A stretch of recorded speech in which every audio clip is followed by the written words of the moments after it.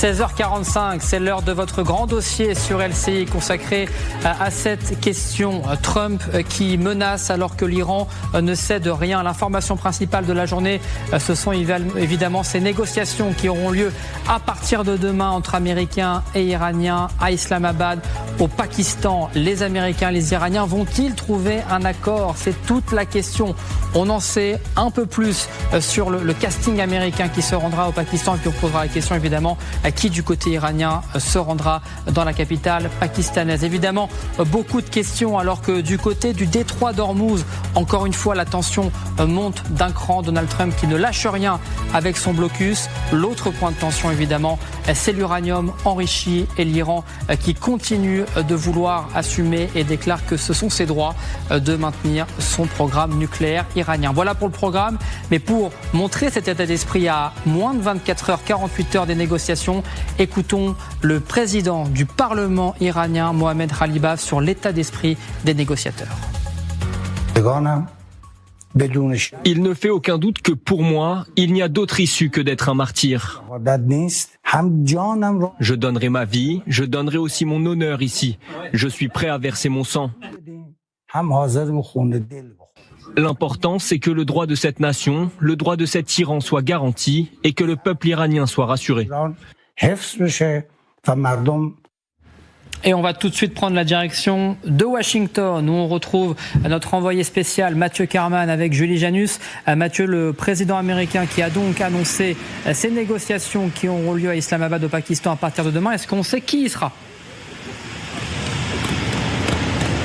Eh bien oui, on en sait un peu plus de minute en minute. On sait que Steve Witkoff et Jared Kushner se rendront du côté d'Islamabad, mais il y a toujours une incertitude à l'heure actuelle sur la présence ou non du vice-président américain J.D. Vance, parce que depuis que Donald Trump a posté son message sur son réseau social Truth, eh bien les journalistes américains qui sont accrédités à la Maison-Blanche ont pu le joindre au téléphone. Et par exemple, le journaliste de ABC annonce que J.D. Vance ne se rendra pas au Pakistan parce que Donald Trump lui a expliqué que le Secret Service n'était pas en mesure d'assurer la sécurité du vice-président américain en moins de 24 heures. Mais une autre journaliste américaine accréditée à la Maison-Blanche qui cite la porte-parole Caroline Leavitt explique eh bien que J.D. Vance se rendra au Pakistan. Alors vous le voyez, il y a encore une incertitude à l'heure actuelle. Ce que l'on sait, c'est que Donald Trump a donc annoncé qu'une délégation américaine se rendrait au Pakistan dès demain pour un nouveau round de négociations.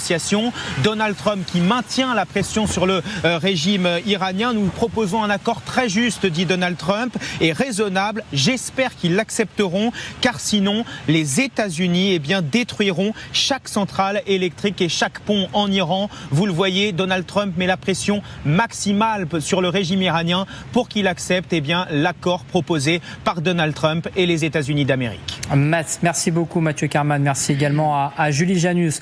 Je présente mes invités pour ce grand dossier ce soir. Xavier Giacomoni m'a rejoint. Bonsoir. Bonsoir. Éditorialiste international LCI. Brigitte Adesta également avec nous. Bonsoir. Bonsoir. Grand reporter pour la revue politique internationale.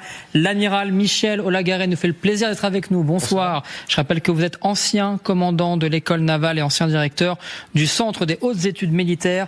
Et puis Romuald de Sciorra est également avec nous. Bonsoir. Essayiste et directeur de l'Observatoire politique et géostratégique des États-Unis de l'IRIS. On a beaucoup de questions à vous poser, notamment pour analyser et décrypter évidemment Donald Trump. Mais d'abord donc ces nouvelles négociations demain, à partir de demain en tous les cas, à Islamabad au Pakistan entre Américains et Iraniens.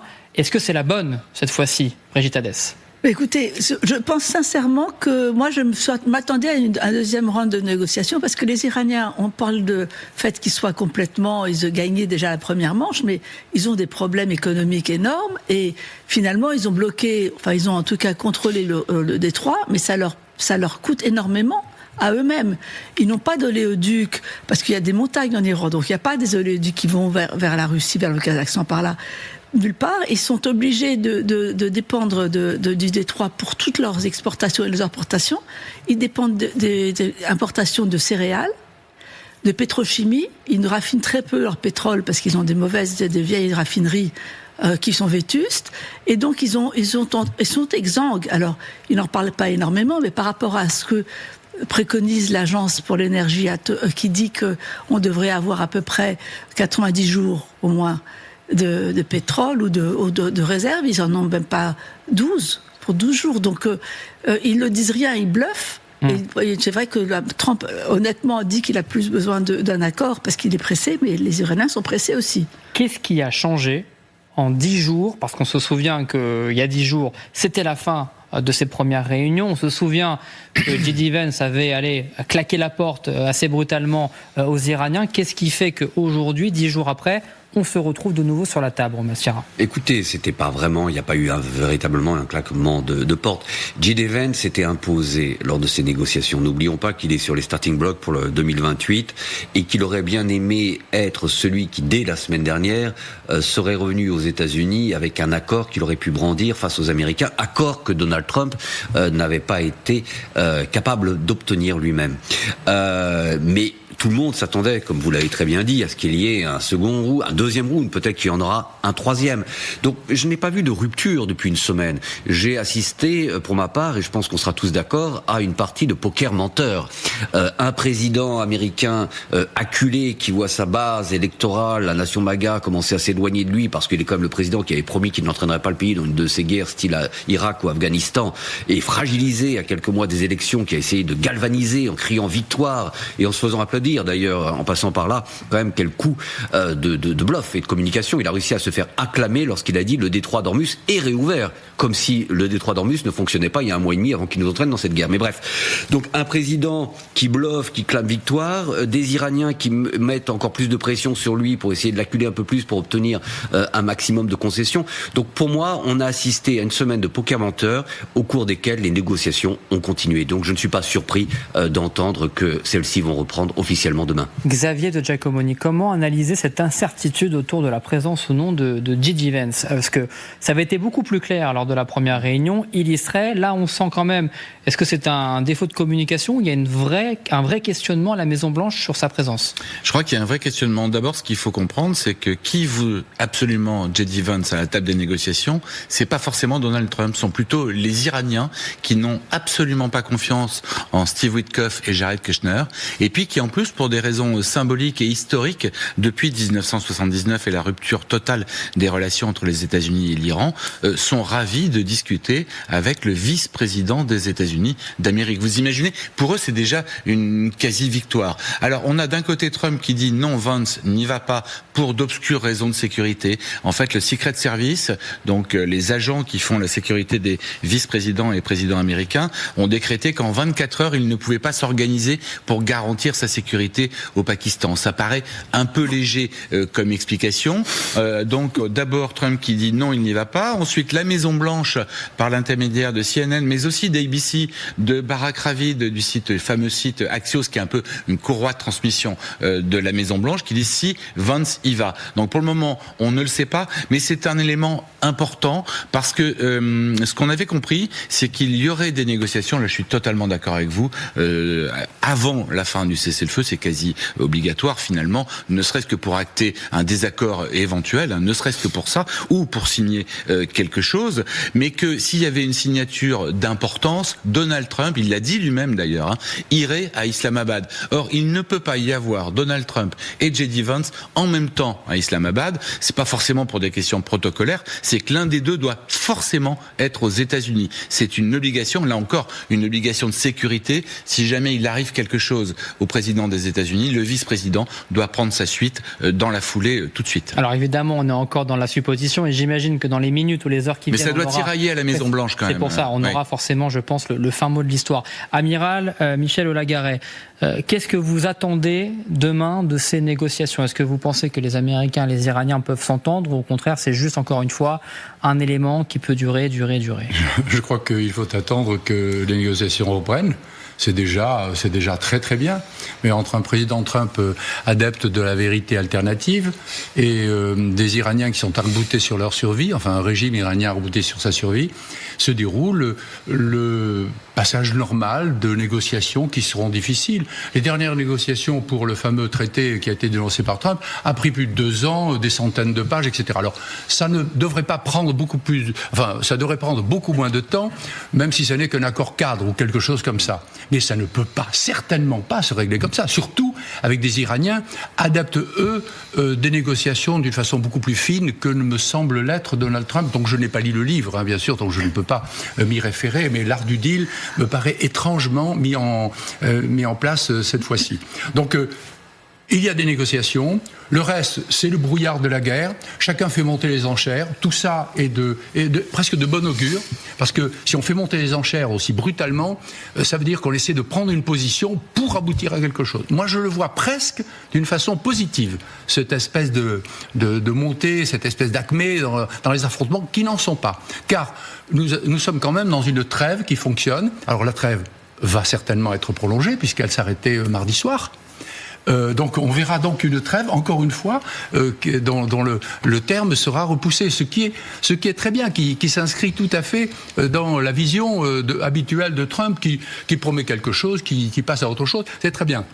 Ne pas surestimer, et ça je suis assez content d'avoir analysé ça comme ça, l'incident des vedettes iraniennes qui ont frappé, qui ont tiré. On y reviendra, évidemment. Parce que ce n'était qu'un incident à mon avis, et dû au fait que ils n'ont pas de bateau pour faire la police, et qu'ils font avec ce qu'ils ont, et que manifestement ça n'a pas beaucoup gêné ni Trump ni les autres, sauf peut-être l'ambassadeur indien enfin plutôt l'ambassadeur d'Iran en Inde qui s'est fait rappeler, je pense. Alors évidemment, on reviendra sur la question du détroit d'Ormuz. Il s'est passé beaucoup de choses ces dernières 24 heures, mais analysons également la suite du message de Donald Trump aujourd'hui lorsqu'il a annoncé ses négociations, parce qu'à la fois il annonce une nouvelle réunion, mais très vite, il menace une nouvelle fois le régime iranien en cas de non-accord. Regardons ce message de Donald Trump. S'il ne signe pas l'accord, évidemment, lorsqu'il parle des Iraniens, les États-Unis vont détruire toutes les centrales électriques et tous les ponts d'Iran. Fini d'être gentil. On a l'impression de revoir ce Donald Trump avec cet ultimatum donné à l'Iran. C'est un vrai ultimatum selon vous, ou c'est juste encore une fois un moyen de négocier? Ce sont des postures, des postures de chaque côté. Un peu plus que des postures, ce côté avec Trump quand même. Ah ouais. Oui. En tout cas, moi je pense qu'en tout cas, effectivement, de toute façon, il est tout à fait prêt à reprendre la guerre s'il le faut. Ce serait pas très utile, parce que la force ne sert à rien, comme on voit. Mais en même temps, c'est dans cette optique qu'il voit quand même que le régime iranien a des problèmes économiques énormes. Et même s'ils se foutent complètement et se fichent complètement de la survie de leur population et du bien-être de la population, il y a quand même un moment où si rien n'arrive, et si même ils n'ont pas d'argent, ils n'ont pas de devises, ils n'ont même pas de gasoline pour mettre dans les camions qui tireraient les missiles balistiques, eh bien donc ça peut pas non plus fonctionner. Donc je pense que là, il appuie quand même sur le bon bouton. Il appuie sur le bouton des centrales électriques, comme avec le blocage d'Ormuz de la part des Américains, il appuie sur le bouton de la survie économique du pays d'Iran. Et donc c'est quand même, parce qu'on dit que les Iraniens bloquent le détroit d'Ormuz, mais d'abord ils le contrôlent, mais c'est les Américains aussi qui font le blocus. Après, ils empêchent les navires de passer, donc c'est un blocus qui est quand même très très fort de la part des Américains. Donc, il appuie sur le bon bouton. Romuald, est-ce que c'est quand même la bonne posture à adopter face à des Iraniens qui, on l'a vu, sont quand même déterminés lorsqu'on dit on est prêt à tout, on est prêt à refrapper et à détruire. On se rappelle des propos de Donald Trump, détruire une civilisation. Alors évidemment, les propos sont presque un peu plus mesurés aujourd'hui, mais encore, on n'est pas sûr, parce que Donald Trump, il nous habitue à pire. Mais est-ce que c'est vraiment la bonne posture à aborder face à ces Iraniens? Bon, bonne posture. De toute façon, cette situation est incroyable et surréelle. Mais dans ce cadre-là, oui, de la part de Trump, c'est la bonne posture. Une fois encore, et vous avez tout à fait raison, comme je le disais précédemment, on assiste à une partie de poker menteur. Les Iraniens tentent d'obtenir un maximum. Trump a, lui, absolument besoin de se sortir de ce guêpier, de ce piège iranien dans lequel il s'est jeté lui-même. Ne l'oublions pas, c'est la guerre de Trump, c'est pas la guerre de son administration. Il y est allé contre l'avis de Vance, contre l'avis de Suzy Wild, sa secrétaire générale de la Maison-Blanche, contre l'avis des généraux du Pentagone et des sénateurs républicains. Bref, il doit absolument se sortir de ce guêpier. Effectivement, il n'a pas beaucoup de scénarios. Donc, évidemment, c'est une bonne posture, car les Iraniens savent quand même que s'ils poussent le bouchon un peu trop loin, et s'ils ne peuvent pas donner à Trump les quelques miettes qu'il leur supplie de lui donner, puisque Trump se contentera de peu, de vraiment peu, je dirais même d'un moratoire de 5 ans sur le nucléaire. Il a besoin, une fois encore, de se sortir de cette guerre au plus vite, passer sans doute à Cuba pour arriver en Alexandre le Grand pour le 4 juillet 2026, 250e anniversaire des États-Unis. Donc il veut s'en sortir. Mais si les Iraniens ne lui donnent pas à manger, refusent vraiment quelques concessions qui lui permettraient de garder la tête haute face à son électorat, il peut redevenir très très méchant. Donc ce sont quand même des menaces, je suis tout à fait d'accord avec ce que vous avez dit, mais ce sont quand même des menaces à prendre au sérieux, car si cette fois-ci Donald Trump devenait méchant, il ne lui reste pas beaucoup de scénarios. Reprendre des bombardements qui ne feront pas tomber le régime, envoyer des troupes au sol. Pour saisir l'Iran, il faudrait 200 000, 300 000 soldats. Ce serait une hécatombe. Qu'est-ce qu'il va faire ? Utiliser la fameuse mer des bombes dont il s'était déjà servi en Afghanistan ? C'est une possibilité. Donc oui, c'est une posture, une bonne posture de la part de Donald Trump, car les Iraniens savent qu'ils peuvent tirer sur la corde, mais jusqu'à un certain moment. Et que d'autant que dans le même temps, vous avez une armada américaine qui se renforce. On rappelle que l'USS Ford, qui était parti pour se faire réparer un temps à un moment donné du côté de la Grèce, est revenu en mer Rouge se positionner, que vous avez également deux navires, l'USS Boxer et l'USS Bush, qui se rapprochent des côtes. Amiral, effectivement, on se dit que Donald Trump veut un accord à tout prix pour sa base électorale et puis même pour, de manière générale, pour se sortir de cette guerre. Mais quand on voit cette armada qui se prépare, on se dit quand même qu'il est prêt à de nouveau à frapper. Ça pèse beaucoup, effectivement, et les faits sont importants. Il y a le déclaratif, il y a aussi les faits. Il fait venir beaucoup de force de tous les côtés, force qu'il s'use beaucoup, hein. N'oublions pas que le Lincoln est parti depuis mi-novembre de la côte ouest des États-Unis. Et je peux vous garantir que ça s'use. Regardez le Ford, il était depuis 5 ou 6 mois en opération dans les Caraïbes. Il est venu contre l'avis du chef d'état-major de la marine américaine et il a eu des incidents. Il est allé se faire réparer, on ne sait pas ce qu'était l'incendie de sa buanderie. C'est lui qu'on voit en Croatie. Et voilà, donc, et où est-il ? Alors vous m'apprenez qu'il est passé en mer Rouge, je ne le savais pas. Il est passé par le canal de Suez ces dernières heures, effectivement, pour rejoindre la mer Rouge. Eh bien, oui. Ça prouve que c'est un peu étrange parce que les Américains ont fait faire le tour par le cap Bonne-Espérance pour le porte-avions Bush, se méfiant très certainement de ce qui pouvait se passer en canal de Suez, qui est quand même un point très dangereux. Là, le secret de service aurait du boulot à faire parce que ça, c'est la vraie sécurité qu'il faut. Donc, si le Ford est passé par là, ça veut dire qu'ils avaient des assurances. Maintenant, il y a aussi Bab el-Mandeb, ce qui fait qu'on n'aura pas de trois, ils n'auront pas de trop de 3 groupes aéronavals pour éventuellement maîtriser mer Rouge, Bab el-Mandeb, appuyer le blocus. Et puis quant aux troupes au sol, dont on se demande ce qu'elles peuvent bien faire, j'ai appris hier que le commandant de la force Al-Quds, le successeur de Soleimani, iranien, s'était rendu en Irak, où il y a quand même une nuée de milices pro-iraniennes. Oui. Qui avoisinent au total, alors elles ne sont pas réunies, mais plus de 200 000 personnes, plus de 200 000 combattants. Eh bien, si ces forces-là se mettent en branche, se mettent en marche, commencent à éventuellement déstabiliser l'Irak ou attaquer le Yémen, eh bien, on a besoin de forces américaines. Donc, pour moi, les forces terrestres américaines sont, me semble-t-il, beaucoup plus destinées à protéger les monarchies du Golfe qu'à attaquer. Comme vous l'avez dit, madame, attaquer l'Iran, n'y pensons pas. À partir de 200 morts, et ça sera très vite atteint, la base américaine refusera toute continuation de la guerre. Regardez, l'initiative des démocrates pour essayer de limiter les pouvoirs de Trump dans sa guerre contre l'Iran a été repoussée, cette initiative, qu'à une voix près. Alors qu'il y a quelque temps, c'était cette voix, et que de toute façon, plus la majorité du peuple américain semble être, d'après les sondages, contre cette guerre. Donc, protégeons nos alliés. Il était temps que les Américains protègent leurs alliés, car ils les ont fort mal protégés. Ce qui augure d'une recomposition assez extraordinaire pour l'après-guerre, parce que l'après-guerre arrivera. Et je note que le chef d'état-major des armées français est à Oman pour expliquer aux monarchies ce que serait l'initiative française. Non, européenne.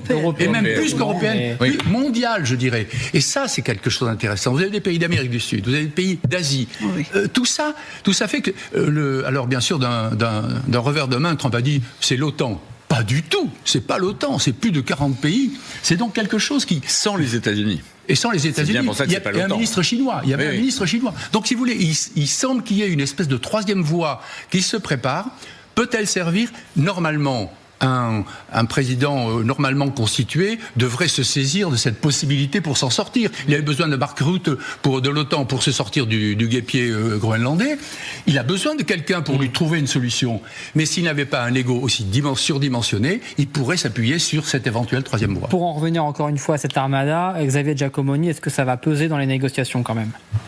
J'ai pas l'impression, parce que finalement, les Iraniens ont encaissé plus de 17 000 tirs, plus de 17 000 cibles sur des choses extrêmement variées, complexes, des gardiens de la révolution. Beaucoup d'industries, sidérurgie, industrie pharmaceutique, industrie chimique, tout ce qui peut fabriquer, tout ce qui tourne autour des carburants pour les missiles. Il y a vraiment beaucoup de choses qui ont été frappées. On estime qu'aujourd'hui, il y a plus de 4 millions d'Iraniens qui sont au chômage. Si ça continue comme ça, on arrivera à plus de 12 millions d'Iraniens.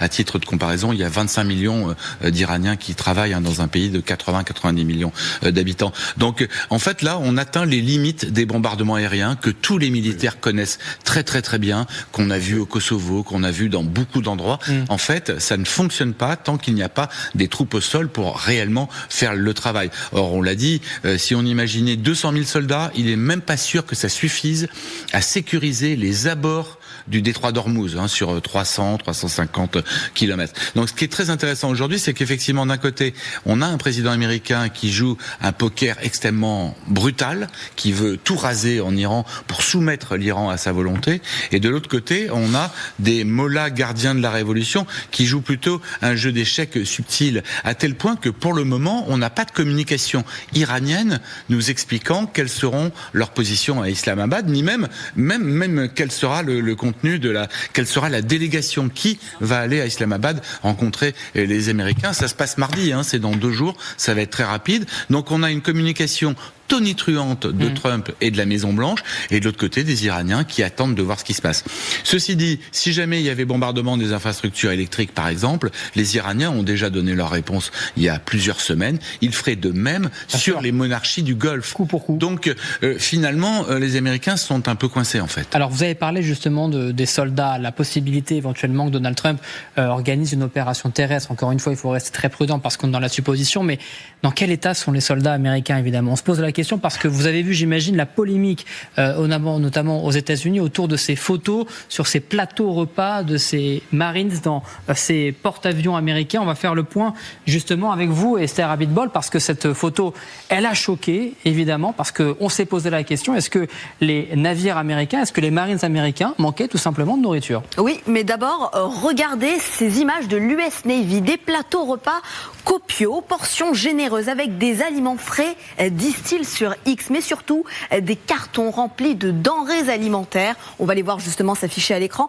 C'est en tout cas ce que veut nous faire croire la marine américaine à travers cette opération de communication. Mais dans les faits, Quentin, les plats sont bien moins alléchants. Des soldats, justement, deux précisément, ont envoyé des photos de leur déjeuner à leur famille, alors qu'ils sont à bord, je vous le rappelle, de porte-avions stationnés au bord du détroit d'Ormuz. Regardez, par exemple, ici, cette image. C'est donc dans l'US Tripoli, ce navire qui est déployé pour le blocus des ports iraniens. On voit justement sur ces images publiées sur X de la viande effilochée et des tortillas ici en bas de l'écran. Maintenant, un repas servi à bord du porte-avions Abraham Lincoln. À titre d'information également, lui stationne entre la mer d'Arabie et le golfe d'Oman. Là non plus, je vous l'accorde, ça ne donne vraiment pas envie. Quelques carottes visiblement bouillies tout en haut de l'écran, un steak haché trop cuit et puis une viande visiblement d'origine industrielle. Selon certains militaires, donc ces repas, la nourriture serait assez fade, sans saveur. Les marins confient également avoir toujours faim. Rappelons que près de 10 000 soldats américains sont toujours déployés au Moyen-Orient. Merci beaucoup Esther Abitbol. Alors évidemment, elles pourraient faire rire ces images, mais elles ont été prises très au sérieux du côté outre-Atlantique. Amiral Olagare, évidemment, je me tourne vers vous. Elles vous ont choqué ces images ou vous avez été habitué à ce type de non. C'est quand même extrêmement choquant de la part de la première puissance économique du monde. Mais ça met en relief, en dehors du fait, je ne sais pas si c'est véridique ou non, ça me paraît quand même un peu étrange. Mais enfin, bon, passons, disons que ce sont des photos qui ont été prises, alors admettons. Il est extraordinairement difficile de maintenir à bout de bras des forces sur des navires qui sont des choses totalement artificielles, qu'on fait flotter, donc avec grande difficulté, il faut nourrir les gens, etc., aussi loin du pays dans lequel il y a les véritables arsenaux, il y a toutes les nourritures possibles, et toute l'organisation mondiale de la marine américaine qui est capable de fournir dans tous les ports tous les approvisionnements possibles. Ont-ils assez de bâtiments logistiques ? Peut-être pas. quand on déploie autant de monde, il y a non seulement le matériel qui s'use, et on en a parlé tout à l'heure, le Lincoln doit être usé, le Ford, il a montré qu'il était usé, le Bush arrive à grand-peine, bon, nous allons voir. Mais les hommes à bord, il faut y penser. Et à bord du Tripoli, ce ne sont pas les marins, ce sont les Marines qui sont là, c'est-à-dire que ce sont des gens qui sont sur ce bâtiment amphibie, qui sont habillés en kaki, qui sont faits pour débarquer. Ces types-là, que font-ils toute la journée ? Ils font des pompes, ils font des poids et haltères, pendant des mois et des mois. Imaginez déjà ce que c'est des gens dont l'utilité et surtout la dépense physique, conserver l'agressivité, la forme physique. Ils doivent se dépenser beaucoup. S'ils ne mangent pas assez, alors je peux vous dire qu'ils ne sont pas bien du tout. C'est leur savoir-faire. Donc si vous voulez, c'est extrêmement difficile de maintenir une force aussi importante, si loin de ses bases, pour le matériel, mais aussi pour le personnel. Je ne me prononce pas sur la qualité des plateaux repas, ça m'étonne, mais vraiment beaucoup, parce que les Américains ont une puissance logistique assez extraordinaire, mais après tout. Alors vous parlez du physique, il y a également effectivement le côté mental et pour l'état d'esprit des soldats américains. Restez avec nous dans le grand dossier, on continue de parler de cette guerre en Iran avec ces négociations, mais également cette tension qui continue de grimper autour du détroit d'Ormuz.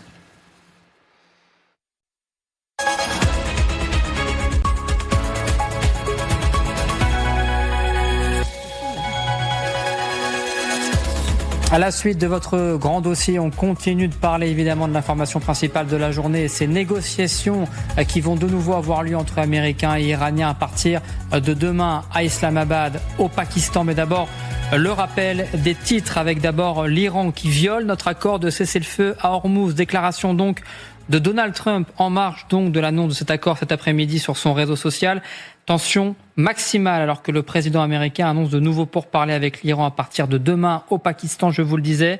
En cas d'échec, le président américain qui menace à nouveau de détruire toutes les infrastructures énergétiques et tous les ponts de l'Iran. Dans l'actualité également, la dépouille du sergent-chef Florian Montorio, soldat français tué hier dans une embuscade au Liban, qui sera rapatrié aujourd'hui en France.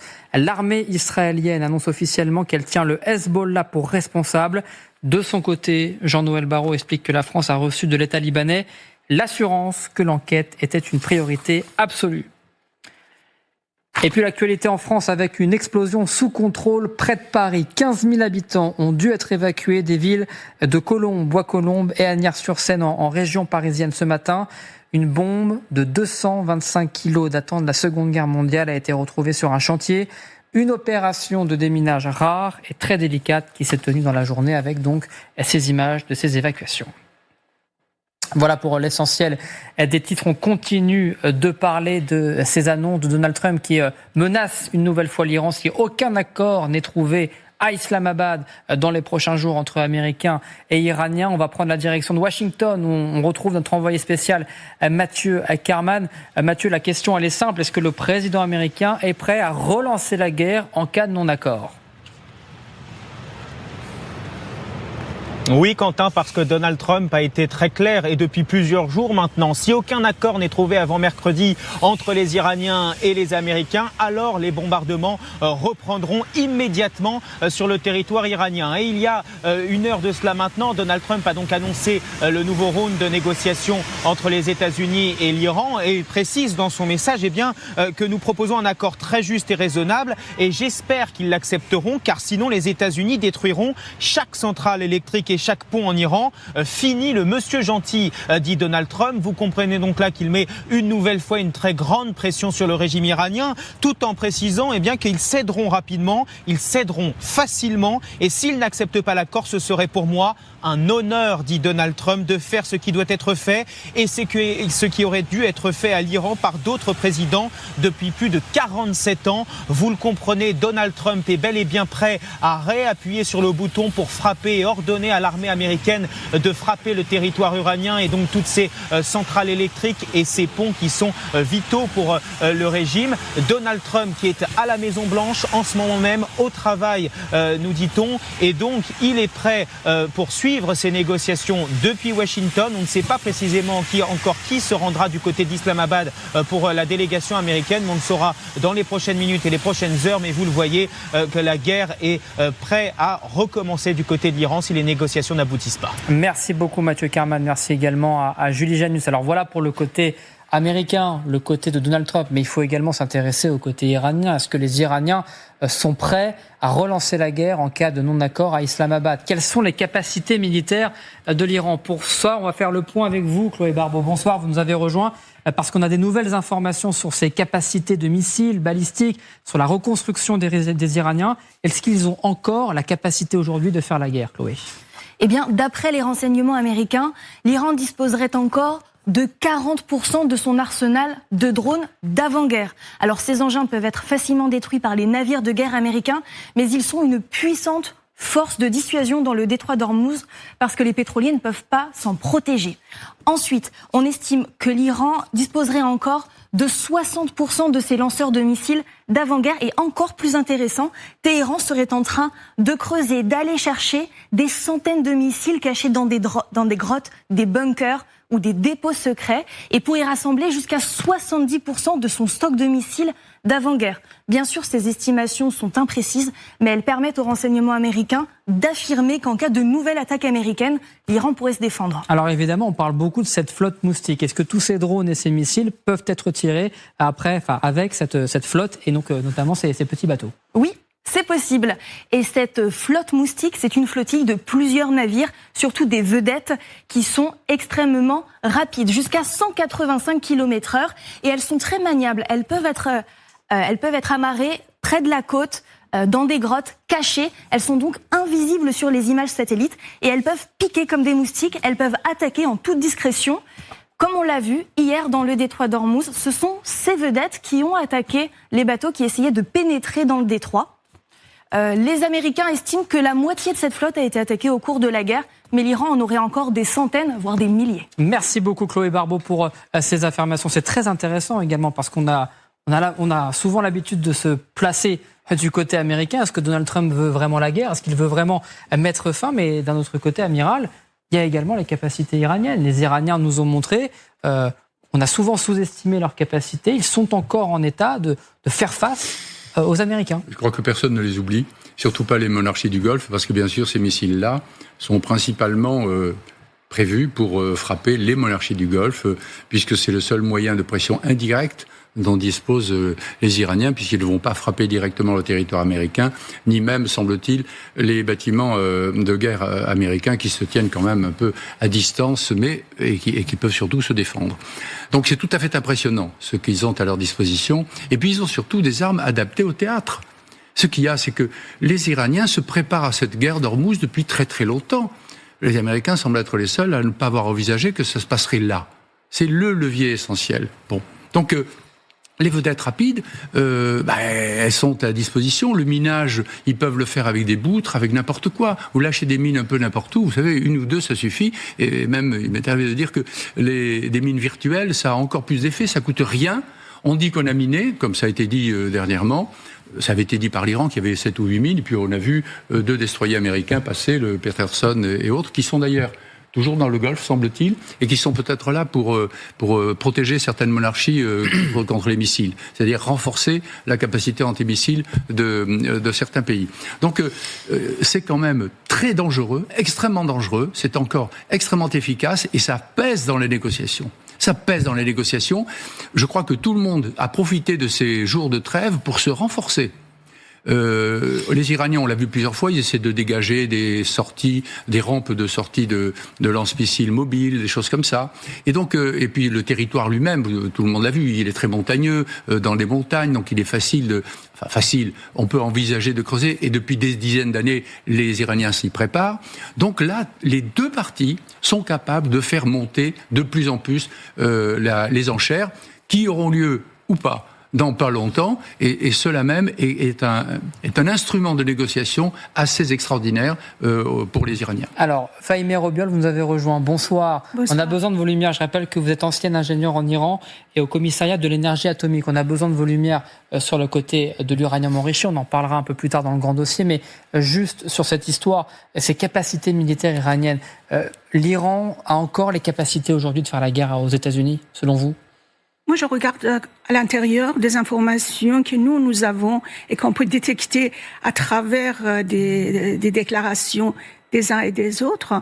Premièrement, côté Galibaf, qui était la personne qui négociait. Il a apparu extrêmement déstabilisé. Il n'arrivait pas à expliquer exactement est-ce qu'on va continuer à bloquer les trois d'Ormuz ou non, parce que en interne, c'est pas parce que ils attendent de voir, parce qu'ils savent pas ce qu'il faut dire. Pourquoi? Quand Al-Archi, le ministre des Affaires étrangères, a fait son tweet comme quoi les trois est libéré, maintenant, à l'intérieur, il y a la base qui dit « mais jusqu'à maintenant, vous nous avez dit qu'on a gagné la guerre. Comment ça se fait que là, maintenant, vous débloquez ?» Et en ce qui concerne également les conservateurs, Jalili, qui dit vous êtes en train de faire des choses dans notre dos à Islamabad et que vous êtes en train de vendre tout, y compris notre assurance vie, qui est justement le nucléaire. Et puis tous les soirs, la base lambda qui sont dans les rues pour justement contredire et contrer toute la négociation possible. Et le régime est extrêmement affaibli, contrairement de ce qu'on dit sur les plateaux, parce que il y a 90 millions de personnes qui n'ont pas d'internet, qui ont vécu le 8 et le 9 janvier un massacre, et que l'internet n'était pas simplement communiquer avec nous, c'était leur moyen de pouvoir faire le business. Donc il y en a pas. Donc finalement, ils ont fait appel au Hashd el-Shaabi, 15 000 qui sont dans les rues différentes villes de l'Iran, les Fatimiyoun qui sont des Afghans, les Pakistanais qui sont là pas pour aller faire la guerre contre l'Israël ni les États-Unis, pour pouvoir faire tenir et mettre la pression sur la population. Donc, vous voyez, dans cet état-là, on peut dire le régime a besoin d'avoir un accord à tout prix avec les États-Unis. Et en tous les cas, il y a un point sur lequel les Iraniens ne veulent pas lâcher, en tous les cas pour le moment. Il s'agit évidemment du détroit d'Ormuz qui reste bloqué. Il y a eu beaucoup de confusion ces dernières 24 heures entre d'un côté les déclarations iraniennes il y a 48 heures sur son ouverture, puis la fermeture hier annoncée par les gardiens de la Révolution. Beaucoup de choses se sont passées sur le passage maritime. On va prendre tout de suite la direction de Doha, au Qatar. On retrouve notre envoyé spécial Jordan Olivier. La question est simple, Jordan. Est-ce que le détroit est totalement bloqué aujourd'hui ou certains navires ont quand même tenté de passer ? Eh bien, Quentin, officiellement, plus aucun bateau ne passe par ce détroit d'Ormuz. Officieusement, c'est un petit peu plus compliqué que ça, car nos confrères américains de CNN citent un haut responsable iranien qui explique qu'un système de priorité entre les bateaux présents dans le détroit d'Ormuz a été mis en place par l'Iran, avec une priorité donnée aux navires qui respecteraient le nouveau protocole du détroit d'Ormuz. Ce sont les mots de ce haut dignitaire, et qui paieraient les coûts des services de sécurité et de sûreté. Donc des bateaux qui auraient la priorité, les autres seraient laissés de côté. Dans ces conditions-là, évidemment, pas question de braver un tel interdit. On l'a vu hier, les gardiens de la Révolution sont capables de tirer sur certains navires. D'ailleurs, Donald Trump s'est exprimé à ce sujet. Il a affirmé que de son côté, c'était en quelque sorte une violation de ce cessez-le-feu. Alors, qu'y a-t-il derrière cette stratégie mise en place par les Iraniens? Toujours cet objectif de lever le blocus américain, mais pour le moment, sur le court terme en tout cas, Donald Trump n'est pas vraiment disposé à accéder à cette demande, et donc actuellement, plusieurs centaines de navires sont toujours bloqués dans le Golfe. Merci beaucoup Jordan Olivier, merci également à Bodan Boubka. C'est très intéressant de voir, Brigitte Hadès, que sur ce point, les Iraniens ne lâchent rien. Ils ne lâchent rien, mais toute la question est de savoir quel est des deux, l'Amérique ou l'Iran, quel est celui qui a le plus intérêt à ce que ça s'arrête. Et comme vous dites si bien, madame, moi je suis d'accord, je pense que je dis au début, l'Iran est exsangue. L'Iran a des problèmes, parce que pour envoyer tous ces missiles, il va falloir qu'il y ait du carburant. Ils n'en ont plus, ils en ont de moins en moins. Ils ont bloqué, les Américains ont bloqué le détroit. Ils ont fait un vrai blocus. C'est-à-dire, personne ne passe. Ils ont besoin de grains, ils ont besoin de pétrochimie, ils ont besoin de gasoil, ils ont besoin de pétrole raffiné. Et donc ça, c'est vraiment très grave. Et vraiment, sincèrement, je vois aussi qu'il y a une espèce de cafouillage, c'est-à-dire que il y en a qui sont pour les négociations, d'autres qui sont contre, parce que finalement, ils ont tellement décentralisé le système de commandement que finalement, chacun se croit un petit chef. Et donc, chacun a son idée. Et donc, ça montre quand même une grande faiblesse. Je vous donne cette information qui vient de nous parvenir. Notre journaliste Margot Haddad a de nouveau pu joindre Donald Trump ces dernières heures, c'est à toute dernière minute. Et vous entendrez notamment la réaction de Donald Trump qui s'est exprimé donc à LCI en exclusivité. Mais on attendait beaucoup la réponse iranienne justement à ces négociations demain à Islamabad. On va prendre la direction de Téhéran. On retrouve notre correspondant RFI France 24 Siavosh Ghazi. Bonsoir Siavosh. Est-ce que l'Iran a annoncé qu'il se rendrait, est-ce que les négociateurs se rendront à Islamabad actuellement? Est-ce que l'Iran a réagi? Pour l'instant, côté iranien, il n'est pas question d'aller aux négociations d'Islamabad tant que le blocus américain contre les ports iraniens ne seront pas levés. C'est une position qui a été annoncée par les responsables iraniens. Il faut savoir que ce genre de décision, contrairement à ce qu'on peut dire à l'étranger sur les divisions entre les durs et les mous, se prennent au niveau du Conseil suprême de la sécurité nationale. Et donc, pour l'instant, une décision a été prise pour ne pas aller à Islamabad tant que les Américains n'auront pas accepté de lever les sanctions et le blocus contre les ports iraniens. L'Iran est prêt à assurer un trafic libre et sécurisé du détroit d'Ormuz sous contrôle de l'Iran. Ce que l'Iran demande aux Américains d'accepter. Et puis sur la question de nucléaire, pas question non plus d'envoyer à l'étranger les stocks d'uranium iranien, notamment les 400 kg enrichis à 400%. L'Iran est prêt à diminuer ce stock à moins de 5%. Et pas question non plus d'arrêter l'enrichissement d'uranium. L'Iran est prêt à suspendre cet enrichissement pendant une durée de 5 ans. Pour la simple raison que pour reconstruire toutes les installations qui ont été fortement endommagées lors de la guerre de 12 jours en juin 2025, il faudrait plusieurs années pour que ces installations soient reconstruites. C'est tout ce que l'Iran accepte pour l'instant de faire. Et donc, pour l'instant, pas question d'aller à Islamabad tant que les États-Unis n'auront pas accepté de lever le blocus contre les ports iraniens. Merci beaucoup Siavosh Ghazi en direct de Téhéran. Ça change beaucoup de choses. Ce soir, Xavier Giacomoni, l'Iran refuse, en l'état actuel des choses, de se rendre à Islamabad alors qu'on le sait, les Américains sont en train de voler direction le Pakistan.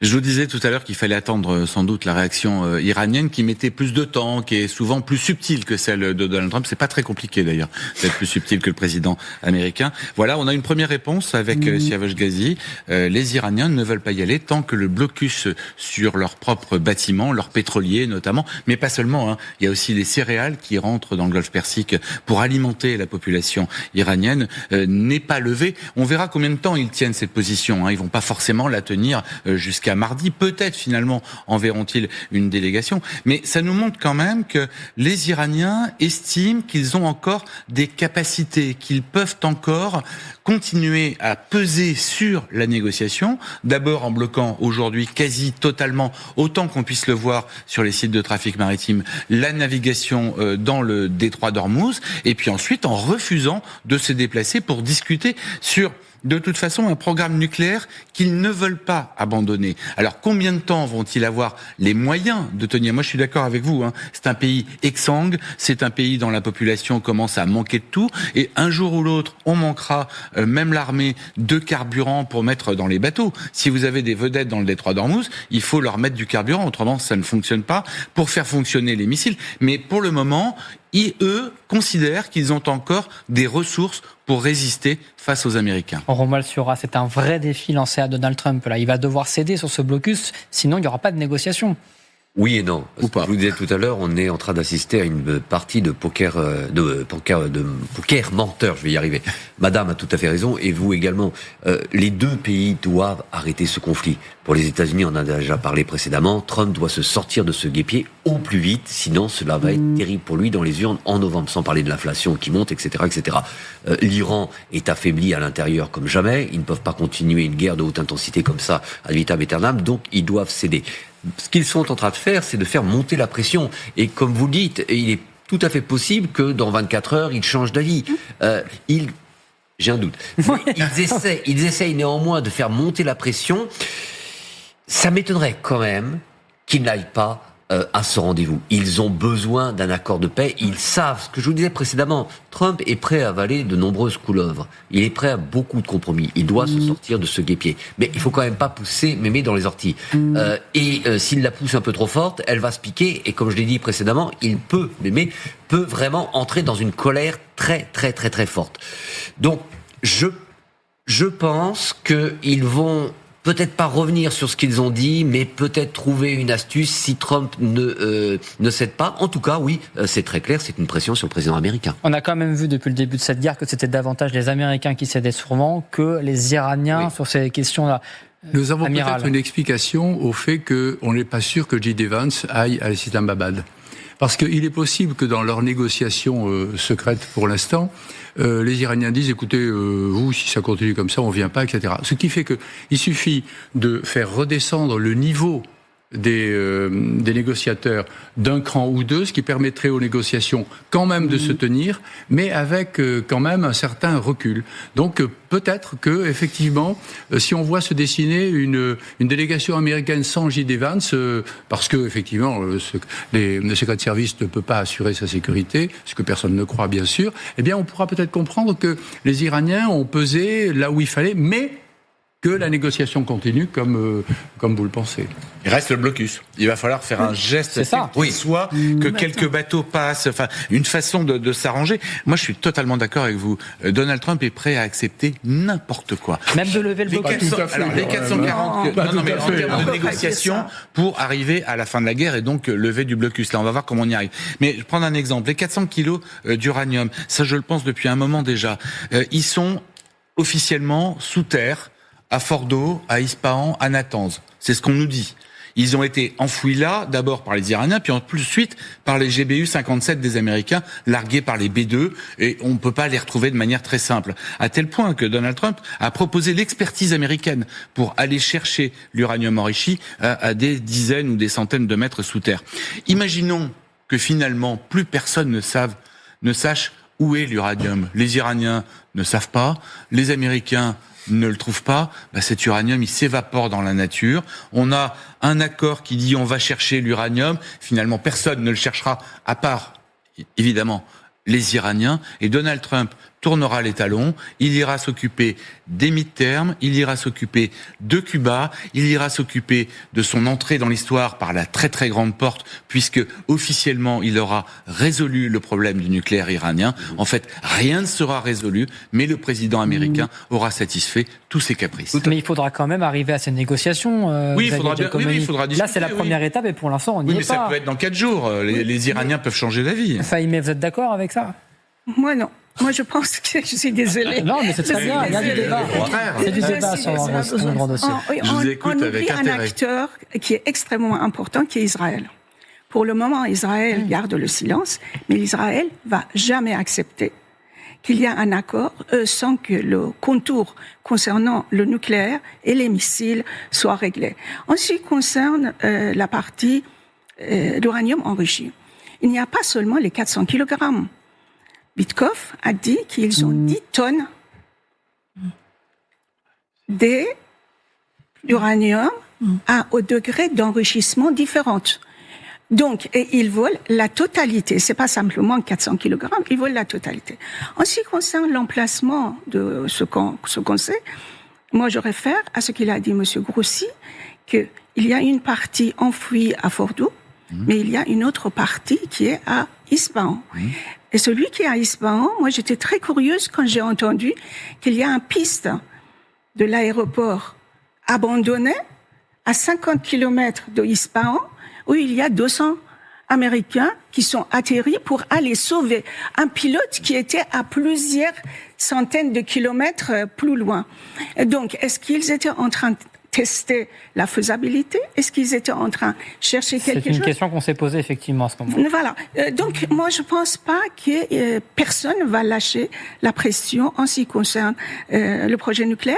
Mais pour Trump, on peut dire tout ce qu'on veut à son sujet. Ça sera la première partie.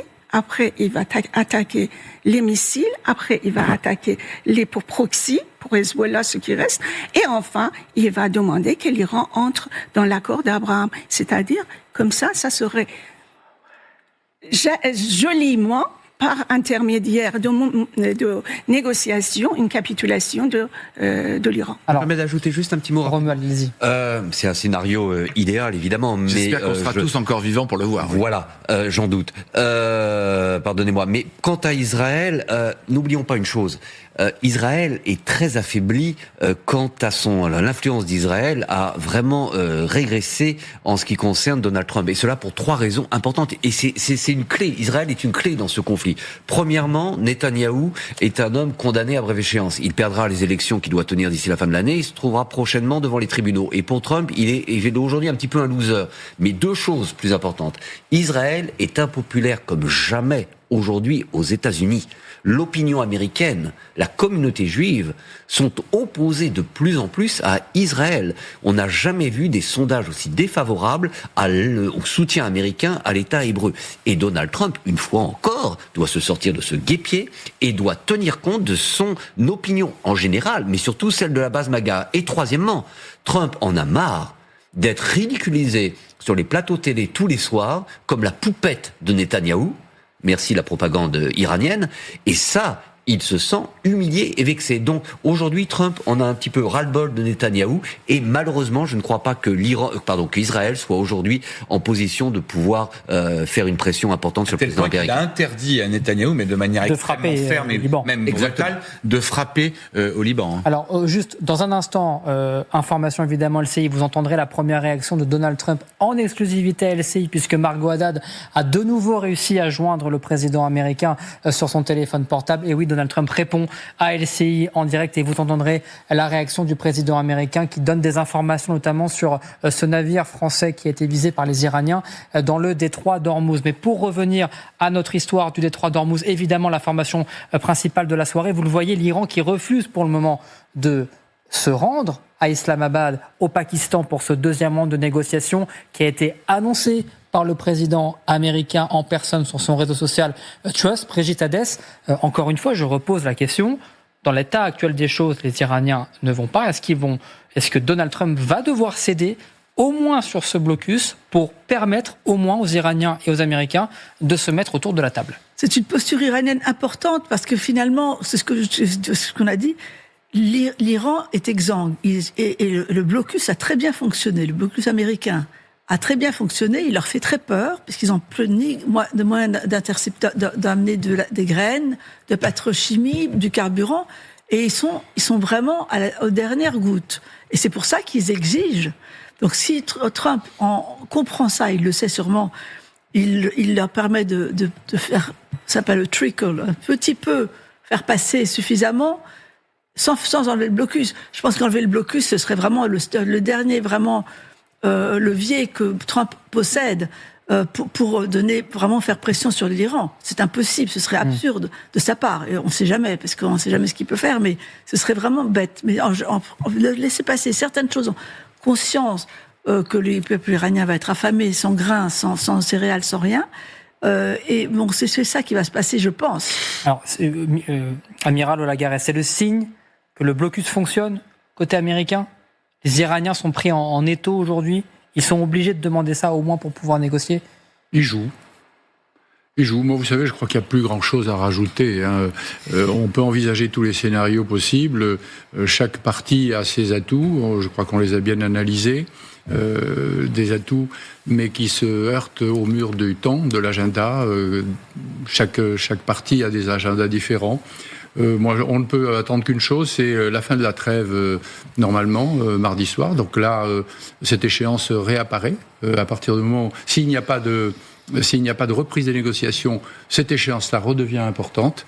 S'il y a reprise des négociations, bien on ne reparlera plus de la fin de la trêve, et puis nous verrons. Et puis nous verrons surtout à quel niveau vont reprendre ces négociations, puisque effectivement, si la pression de l'Iran sur les États-Unis est suffisamment forte, il est possible que Vance n'y aille pas, que les négociations continuent, que Trump dise on va y arriver très très bientôt, mais nous devons travailler encore plus dur, donc je n'envoie pas Vance. Voilà, il y a de multiples façons de présenter les choses, alors surtout avec la capacité de mensonge qu'a le président Trump, donc ça, tout le monde la connaît, et nous ne savons, il est très difficile de savoir comment ça va se passer, mais il y a des négociations, mais il n'y a pas de guerre chaude actuellement. Xavier Giacomoni, votre regard encore une fois, est-ce que ce blocus va devoir être levé obligatoirement par Donald Trump, ou alors en tous les cas il s'agirait peut-être de relâcher un petit peu les taux du côté américain pour permettre au moins aux Iraniens de les amener à la table des négociations. Là, pour le coup, ça me paraît très très difficile pour Donald Trump et la marine américaine de relâcher le blocus, parce que c'est quelque chose qui est en place, qui visiblement est efficace, même si on ne sait pas exactement à l'intérieur de l'Iran, on a très très peu de relais.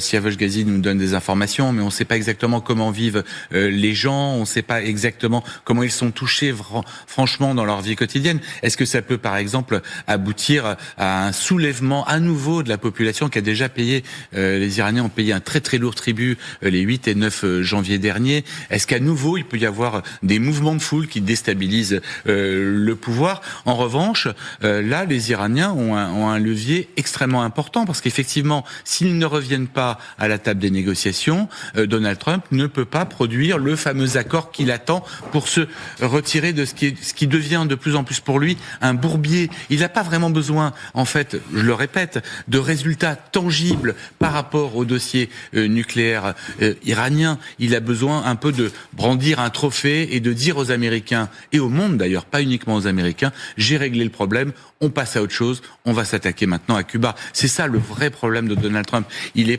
négocie pas pour obtenir vraiment un vrai résultat. Il l'a fait d'abord sous la forte pression de Benyamin Netanyahou, ça a été largement établi. Maintenant, je pense qu'il veut se sortir le plus vite possible de ce guêpier. On va voir comment les Iraniens arrivent à aller à la table des négociations sans qu'il y ait cette levée du blocus. C'est aussi possible. 17h49, donc je vous rappelle la principale information, l'Iran qui refuse de se rendre à Islamabad tant que les Américains ne lèvent pas ce blocus américain dans le détroit d'Ormuz. Romuald Siura, encore une fois, là on est vraiment sur un bras de fer entre les Iraniens et les Américains.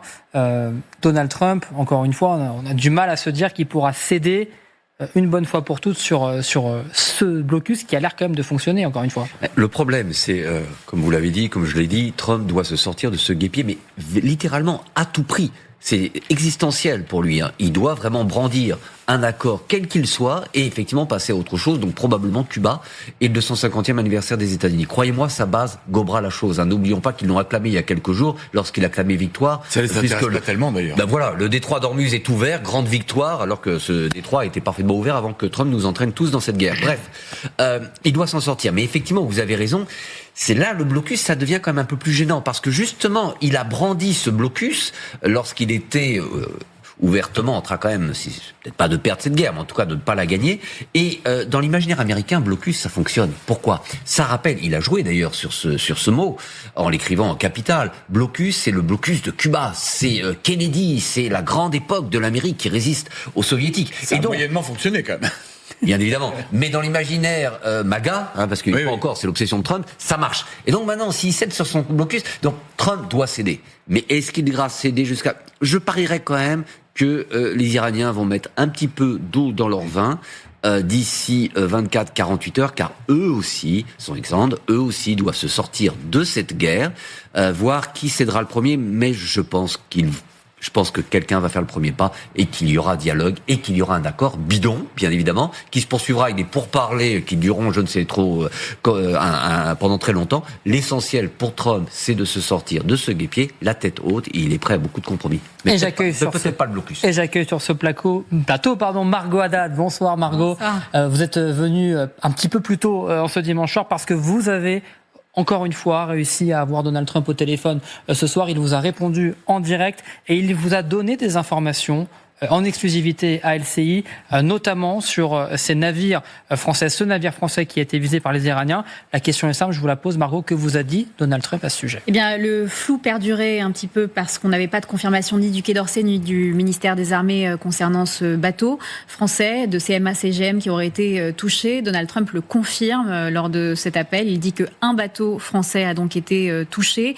Je lui ai ensuite demandé s'il voulait que la marine française s'engage pour sécuriser le détroit.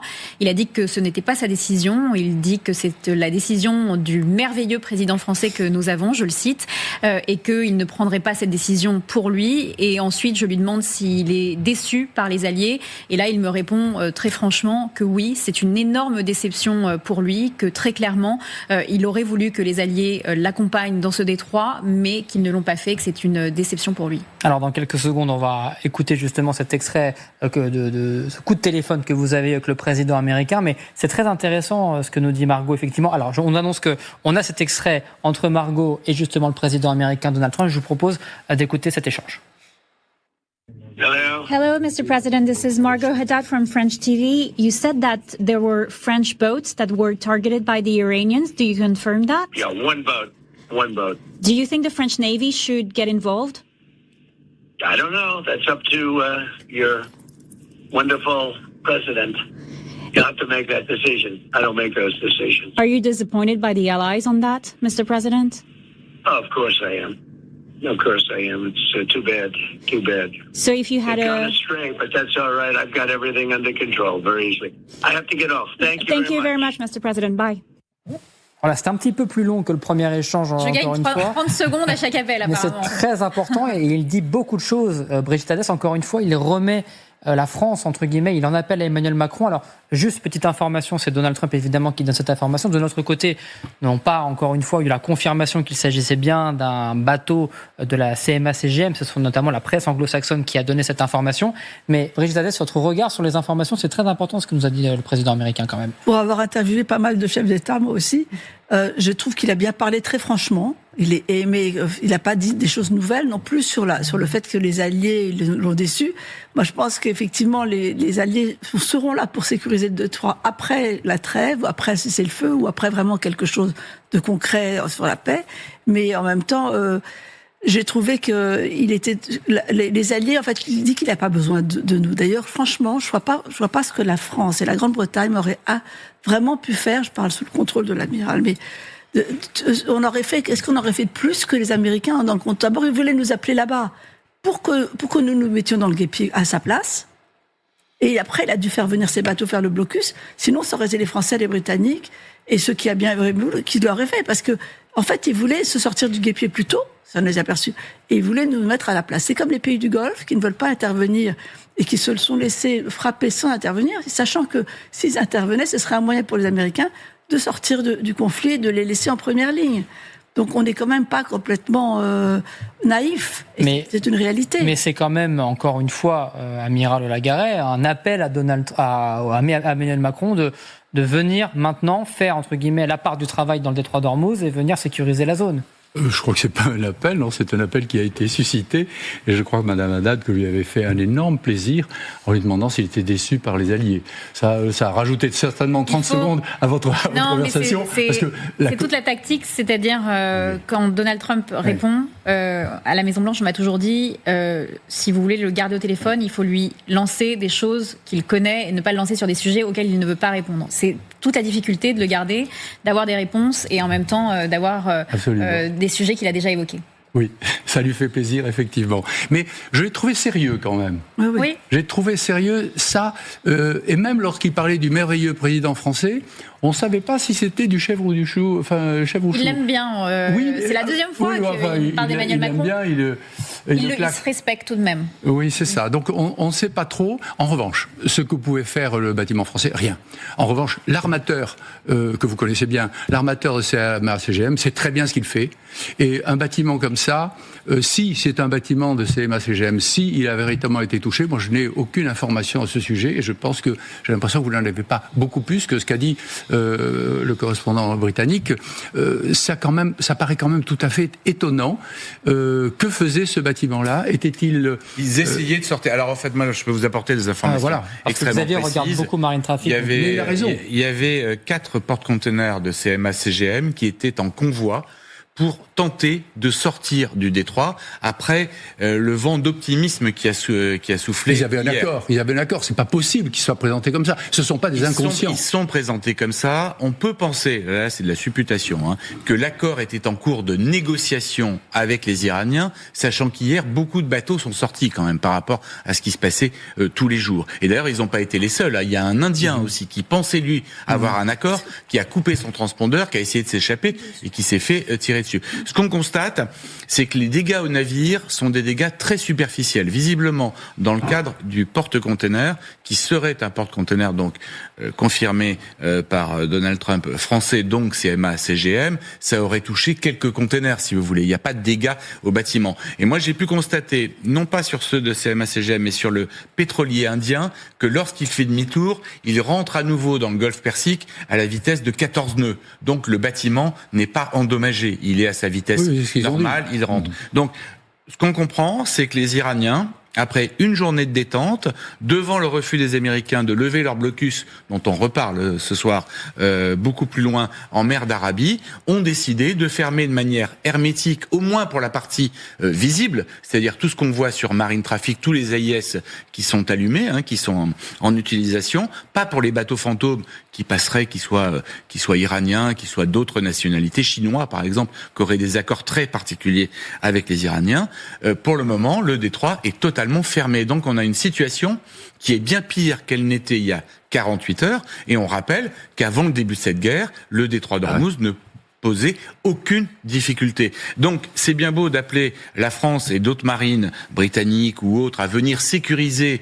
Ensuite, quand il n'y aura plus la guerre, personne n'ira tant qu'il y a la guerre entre les États-Unis et l'Iran. Mais de toute façon, à partir du moment où il n'y a plus la guerre, il n'y a plus vraiment de matière à sécuriser, sauf s'il y a une prise en otage du détroit et si les Iraniens s'aperçoivent que à toucher 1 à 2 millions d'euros par bâtiment, c'est rentable pour leurs finances publiques. Alors je rappelle évidemment que cette information, elle est donnée par le président américain, sa voix porte, mais encore une fois, ces informations, on n'a pas pu les vérifier concrètement. On a analysé effectivement le trajet de ces navires français et on peut, par déduction, se dire qu'il s'agissait éventuellement de ces navires.